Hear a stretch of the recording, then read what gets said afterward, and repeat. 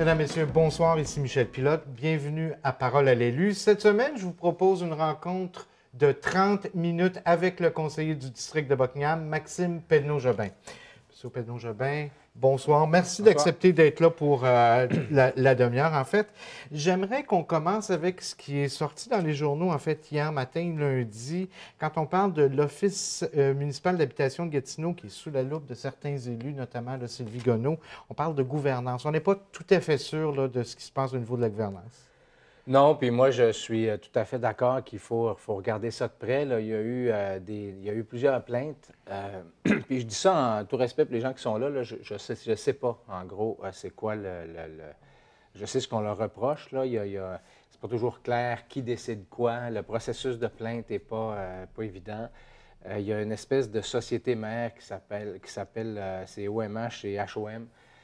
Qui dirige quoi, qui fait quoi. Puis là, ce que la commission de l'habitation va faire, en fait, presque au moment où on se parle, c'est d'évaluer tout ça, puis voir s'il n'y a pas un problème de gouvernance. Mais moi, juste, le domaine du logement, c'est extrêmement complexe. Qui décide quoi, quand, comment, il faut clarifier ça.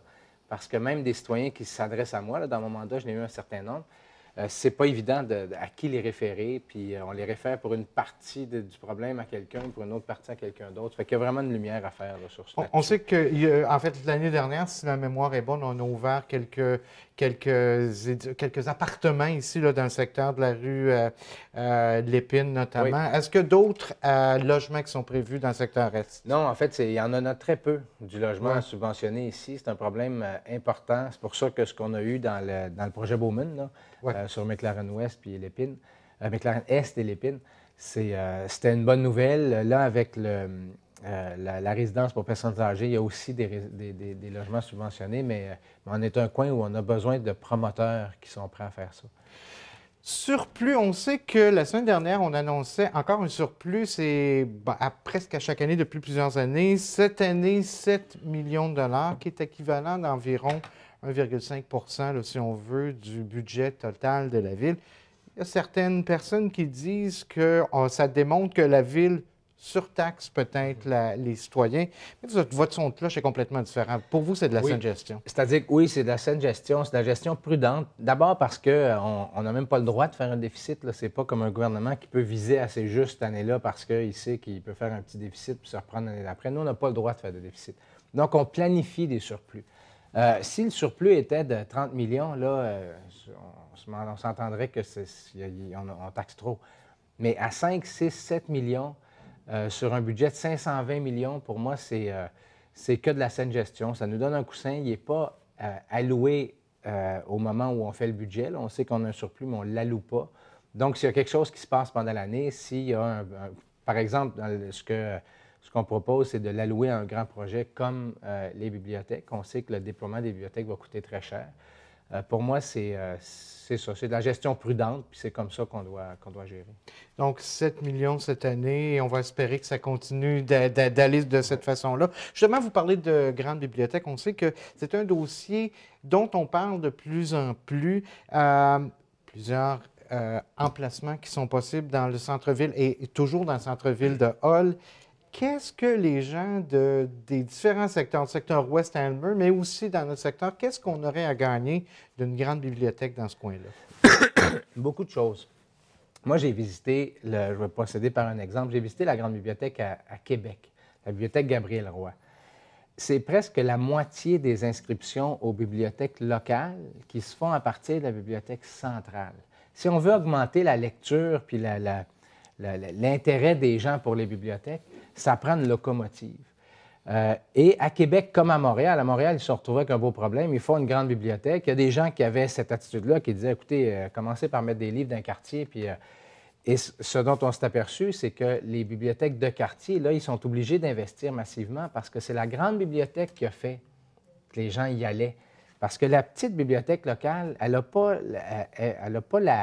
pas aussi connue, elle n'a pas une force pour attirer des gens aussi grande qu'une grande bibliothèque où, par exemple, au niveau des jeunes, il y a beaucoup d'activités pour les jeunes, des activités culturelles. Les écoles y vont.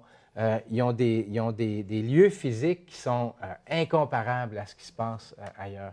Fait que ce que ça nous donne comme Gatinois, c'est vraiment une locomotive qui va, j'espère, augmenter la participation des gens en bibliothèque. En fait, il le faut. Pour moi, c'est mon objectif de base. À Ottawa, de l'autre côté de la rivière, il y a presque 2 fois plus de gens qui ont leur carte à la bibliothèque que de ce côté-ci de la rivière. Votre confrère, M. Pissonac, qui disait qu'on s'attendait à voir les abonnements à 100 000 abonnements à partir du moment où la bibliothèque serait érigée. Oui, moi, je compte là-dessus. Puis, il ne faut pas oublier qu'on ne parle pas juste d'une grande bibliothèque. C'est le déploiement du réseau. Pour ça que dans notre plan, il y a ce qu'on appelle des bibliothèques locales et des bibliothèques de service. C'est peut-être pas le bon nom, là, mais comme celle de Buckingham, qui, elle, dessert en fait l'Est, avec celle de Masson qui est plus ciblée localement. Donc, celle qui est une bibliothèque de service a un peu plus, d'ordinateurs, un peu plus d'espace. C'est vraiment un lieu où un milieu de vie, parce que c'est plus les bibliothèques où on va loin, on va chercher un livre, là. C'est vraiment un milieu de vie. Il y a des activités culturelles, les enfants peuvent aller faire des devoirs, il y a des ordinateurs à la disposition des gens, il y a des films. Il y a même des bibliothèques qui investissent dans les jeux vidéo pour attirer les jeunes, pour que les jeunes soient dans cet environnement-là, puis à un moment donné, se prennent un livre. Donc, on n'est plus dans la bibliothèque d'avant. Et parmi les emplacements qui sont proposés, parmi les projets qui sont proposés, on sait qu'il y en a qui sont sur des terrains qui appartiennent déjà à la Ville, d'autres où la Ville devrait procéder à l'achat de certains terrains. Est-ce qu'il y en a un qu'Action Gatineau, que Maxime Pedneau-Jobin privilégie davantage? Pas pour, je veux être prudent parce qu'il y a une question de coût, puis je veux voir l'ensemble des analyses, mais c'est l'axe Montcalm, c'est certain. Là.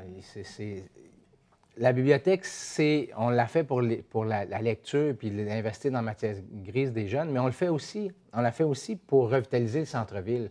Autant j'étais contre Gartin, un aréna, c'est pas ça qui va revitaliser un centre-ville, mais une bibliothèque, ça a eu cet effet-là partout.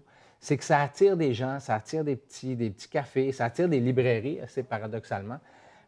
Parce que c'est un milieu de vie. Donc, il y a beaucoup d'activités économiques qui naissent quand la bibliothèque est construite. Donc, pour moi, le long du ruisseau de la Brasserie, vraiment sur l'axe Montcalm, c'est là où ça doit se faire. On a un effort immense à faire de revitalisation. Est-ce que vous sentez que les élus vont étirer la sauce ou vont se battre aussi fort qu'on s'est battu comme dans le cas de Gartin, par exemple? Je crois pas. Je pense qu'il y a un consensus que ça prend, ce vaisseau amiral-là là, pour le réseau. La question, c'est est-ce qu'on veut voter avant l'élection? Puis là-dessus, moi, je ne suis pas convaincu que M. Bureau a raison. Là. Il met beaucoup de pression pour qu'on vote avant. Pour moi, l'important, comme dans le cas de Gartin, c'est qu'on ne change pas d'idée. Ouais. Ça fait qu'est-ce qu'on ne devrait pas se servir d'élection pour faire un débat, pour que la population se prononce. Et quand on vote le lendemain de l'élection, un vote définitif là-dessus, bien, on part, on fonce, puis on ne change pas d'idée. Alors que là, j'aurais peur qu'on fasse travailler notre monde ce printemps, puis cet été, puis qu'à l'automne, on change d'idée encore une fois. Là. On apprenait en début de semaine que la Ville s'était entendue avec la directrice ou l'ex-directrice des communications, Nicole Dumoulin, 150 000 donc pour mettre un terme au contrat qui la liait avec la Ville de Gatineau. Et depuis fort longtemps, vous êtes de ceux qui disent que Gatineau doit changer sa culture au niveau des communications avec les médias. Oui, moi, j'en aurais long à dire là-dessus parce que moi, je trouvais qu'il y avait un problème avant même que je commence à faire de la politique municipale, là, juste comme citoyen. Là, pour moi, il y a une culture qu'il faut changer. Puis c'est plusieurs choses. C'est la gestion des crises, par exemple. On se rappellera qu'on a eu un certain nombre de crises, l'énoncé de valeur, les bœufs, là, quand les policiers ouais. Les bœufs, c'est un bon exemple parce que on a eu la foule à grandeur de la planète, ou à peu près, là, sur Internet, c'est effrayant ce qui s'est dit sur Gatineau. Alors que nos policiers ont agi vite, ils ont agi dans la mesure des outils qu'ils avaient à leur disposition, ils ont appelé de l'aide, ils ont fait... Moi, là, quelques heures après l'événement, j'avais en main une chronologie, là. Moi, si j'avais été le responsable des communications, on n'aurait pas eu l'air fou comme ça parce que nos policiers avaient fait les gestes qu'ils devaient poser. Tu sais, il y a toutes sortes de légendes urbaines qui ont circulé. C'était des bœufs qui s'en allaient à l'abattoir, là. C'était pas la fin du monde, là, ce qui s'est passé. Mais notre service de com n'a pas agi. Et l'énoncé de valeur, c'est la même chose. Des fois, il y a des journalistes posent des questions. Ça traîne 2 jours dans le journal avant qu'on donne une réponse qui est une bonne réponse. Donc, on n'a pas nécessairement tort. Fait que ça doit changer pour protéger la ville. Puis ça, je ne veux pas accuser une personne en particulier. Il y a une personne qui s'en va, mais c'est vraiment plus vaste. Est-ce qu'on fait de la communication stratégique ou on n'en fait pas? les journalistes sont bien placés pour le dire. Là. La Fédération professionnelle des journalistes du Québec s'était plaint contre la Ville de Gatineau. Oui, de janvier 2010. Oui. Les patrons des entreprises de presse ont demandé à rencontrer la Ville à plusieurs reprises pour essayer d'augmenter la transparence puis la rapidité de réponse aux questions. Puis là, je n'ai même pas parlé de l'accès à l'information, qui fait partie pour moi de la culture des communications. Quand on nous demande un document, là, ça ne devrait pas prendre 3 mois avant de le recevoir. Si c'est un document qui est public au sens de la loi, on devrait le donner, en fait, tout de suite, là. Et on sait que les données sont rendues publiques maintenant, entre autres, et beaucoup grâce au groupe Gatineau Ouverte, justement, qui a mis beaucoup d'heures bénévolement pour le faire. Bien, juste ça, là, juste convaincre la Ville de les rencontrer. La Ville a fait un premier pas, je m'en réjouis, mais c'est comme pas naturel à Gatineau de dire oui, si c'est payé par les fonds publics, c'est public. Pour moi, la règle est assez simple. Ce qui n'est pas public, c'est l'exception. C'est des cas de ressources humaines ou on demande des délais en disant ça va être public, mais donnez-nous 2 jours pour nous préparer là, parce que c'est un document où on n'a pas toutes les réponses aux questions que vous allez. Tu sais, ça devient un peu de la stratégie, mais pas 3 mois. Là. Moi, j'étais à l'Agence de la santé avant. Je pense qu'en 5 ans, il y a une seule fois où un journaliste a été obligé de faire une demande d'accès à l'information au sens strict. Il nous demandait le document, puis on disait, bien, on va le donner, mais donne-nous une semaine, parce qu'il faut qu'on se prépare un peu. Plutôt que de dire, bien, fais-moi une demande, je vais l'étudier pendant 45 jours, après ça, je vais prendre un délai de... C'est cette culture-là à laquelle on doit arriver. Et si vous êtes élu maire en novembre prochain, comment vous allez bâtir cette culture-là de communication? Bien, une grande partie du problème, c'est que ne pas communiquer, c'est souvent pour se protéger. Puis pour moi, c'est une erreur. Il faut que les politiciens soient prêts à faire face à la musique. Donc, de dire, bon, ben moi, je le rends public, le document, mais je l'explique comment ça se fait qu'il n'y a pas de pression d'eau. On l'avait vu dans le droit à un moment donné. Les plans directeurs sont rendus publics. On sait que ça va mal dans plusieurs quartiers. Bien, on le rend public, mais il faut juste qu'on soit prêt à répondre aux gens. Ils ont le droit de savoir ça. C'est une question, en fait, de courage politique. Pour moi, c'est la première chose à changer. Parfait. Écoutez, si vous permettez, on va prendre une pause et de l'autre côté, on va parler beaucoup d'élections parce qu'on sait que l'élection s'en vient en novembre, donc préparation pour l'élection. Donc, restez des nôtres tout de suite après la pause. On continue notre rencontre avec Maxime Pedneau-Jobin. Le séminaire des amputés de guerre, on est une grande famille, on a toute hâte de se voir. Il y a des grands, il y a des petits, puis les grands prennent des petits comme les petits apprennent des grands. J'ai toujours aimé prendre des photos. J'étais la photographe désignée de la famille. Quand j'ai voulu poursuivre ma passion, les amputés de guerre m'ont financé ma nouvelle prothèse. Pour moi, l'Association des amputés de guerre, ça m'a apporté d'être simplement bien avec moi-même. Je suis juste moi. Je m'appelle Clémence. À ma naissance, il me manquait un pied, fait que j'ai une prothèse. C'est très utile. Quand je suis à l'école, il n'y a rien que moi qui est amputé. Au séminaire des amputés de guerre, je vois beaucoup de personnes qui sont comme moi. Je retrouve un peu ma deuxième famille. Quand je reviens du séminaire, je suis énergique. Il n'y a rien qui va m'arrêter parce que je suis une vainqueur. On est de retour à Parole à l'élu avec le conseiller du district de Buckingham, Maxime Pedneau-Jobin. M. Pedneau-Jobin, comme je le disais avant la pause, on va parler un petit peu de la préparation de l'élection qui s'en vient parce qu'on sait qu'on est à quelques mois maintenant et tranquillement, j'imagine que l'équipe d'Action Gatineau, mais aussi de plus en plus de conseillers là, indépendants qui commencent à se préparer. On a entendu, on a vu la semaine dernière qu'un fonctionnaire voulait se présenter, mais a appris qu'il devait démissionner complètement. Donc, on ne peut pas mettre ou prendre une année sabbatique pour se présenter comme conseiller. On doit absolument se démissionner. Bien, moi, je suis étonné. Là. Je ne connaissais pas la mécanique de ça. Le monsieur est pompier. Oui. Moi, je trouve que, surtout dans une région de fonctionnaires, c'est ça le problème de base, c'est que nous, on a 3000 employés à Ville-de-Gatineau. Si on ajoute les fonctionnaires provinciaux et les fonctionnaires fédéraux, si ces gens-là ont de la difficulté à se présenter, là, on est dans le trouble parce qu'il nous manque presque la moitié de la population. Là. Et on sait qu'au fédéral, ils ont resserré les règles. J'ai une candidate, entre autres, à Action Gatineau, là, qui est obligée de demander plusieurs semaines, sinon mois à l'avance, la permission de se présenter. C'est très encadré, doit prendre un sans-solde. Les sans-soldes, ça peut être pendant la campagne, mais pour pouvoir gagner, ce n'est pas juste une campagne de 30 jours. Là, il faut commencer plusieurs mois à l'avance. Donc, moi, ça m'inquiète beaucoup, ça. Mais que les règles soient resserrées, M. Pedneau-Jobin, c'est quand même à mi-mal si on peut prendre un sans-solde et qu'on n'est pas élu, qu'on peut quand même oui, revenir. S'il faut démissionner, c'est grave, là, parce que là, on joue vraiment qui est tout double.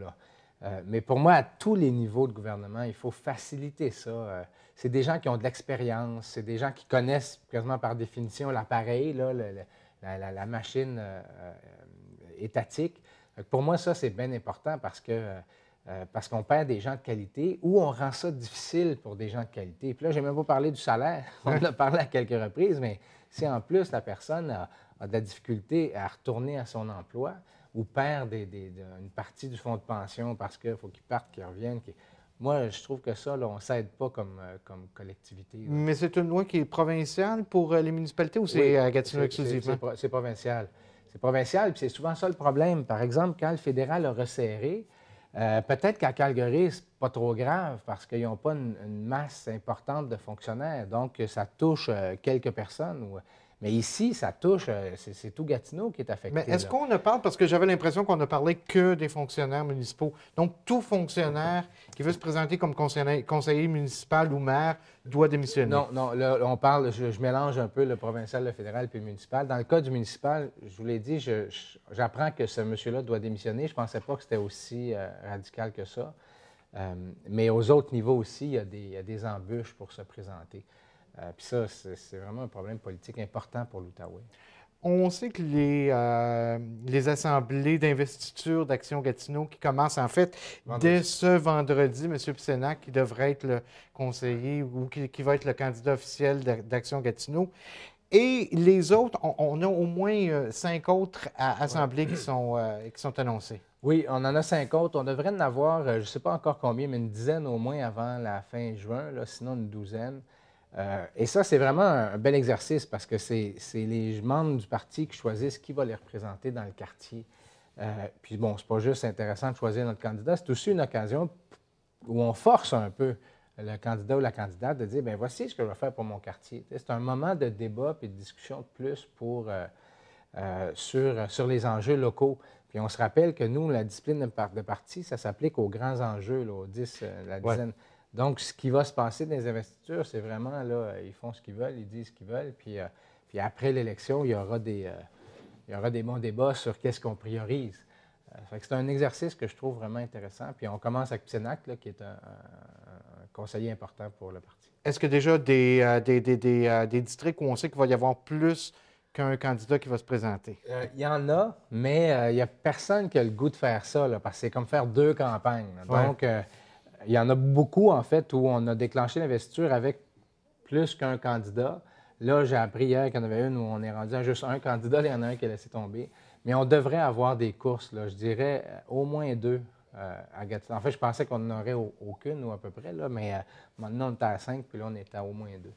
Et le candidat qui va être élu va devoir obligatoirement, si j'ai bien compris ce que le parti Action Gatineau a décidé, va devoir passer par votre aval, va devoir être approuvé par vous en fait, bout de compte. C'est pas Action Gatineau, c'est la loi provinciale. C'est un autre cas où on a décidé de ne rien mettre dans nos statuts parce que la loi dit que c'est le chef qui doit endosser la candidature. Donc, je dois signer. Si je ne signe pas, la loi me donne ce pouvoir-là.